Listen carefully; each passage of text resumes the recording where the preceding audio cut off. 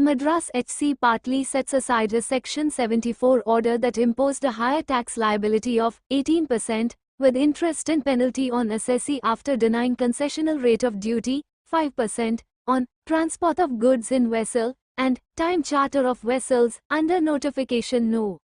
11/2017 CT, rate, on account of assessee wrongly availing in utilizing ITC. Observing that assessee initially paid 18% GST as per serial number 10E of the above notification, and then started paying GST at 5% post-amendment to the above notification W.E. F. January 25, 2018 while continuing the avail and utilize ITC benefit, HC following Supreme Court dicta in Unichem Laboratories, holds the following.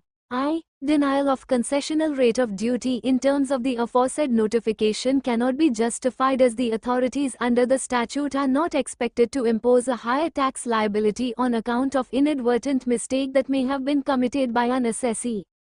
E. The denial of substantive benefit of the above rate notification also cannot be justified to impose a disproportionate liability under Section 74, merely because input tax credit was wrongly availed, utilized by the petitioner.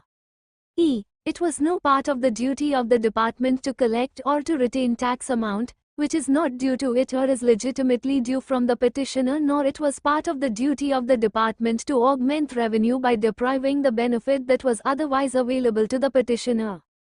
Revenue alleged that assessee wrongly availed ITC on inputs, e.g., lubricants, generators, components, while opting for concessional rate contrary to serial number 10E of Notification No. 11/2017 CGST rate, thereby reclassifying services under residual entries taxable at 18% in terms of serial number 10E of the same notification. Assessee contends that ITC was subsequently reversed and relied on Chandrapur magnet wires principle, whereas Revenue pointed out that reversal was belated, post-adjudication.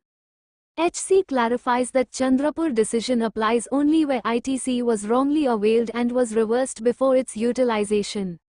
Therefore, applying the Chandrapur decision in the changed scenario of the present case where assessee reversed the ITC amount post facto, i.e. after order was passed, but without interest and penalty U.S. 74, Court opines that Revenue ought to have issued SCN calling for reversal with interest and penalty.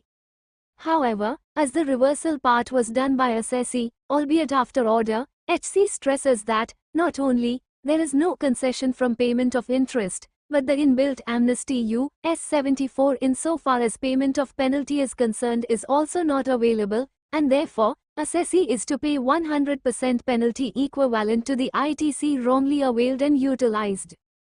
However, noting that whether the reversal made commensurates with the actual ITC wrongly availed and utilized still requires a proper determination, HC directs remands to determine this limited aspect of quantifying wrongly availed and utilized ITC, along with interest U.S. 50 and penalty U.S. 74, for petitioner, Mr. Joseph Prabhakar, for respondent, Mrs. Revati Manivannan, Senior Standing Counsel.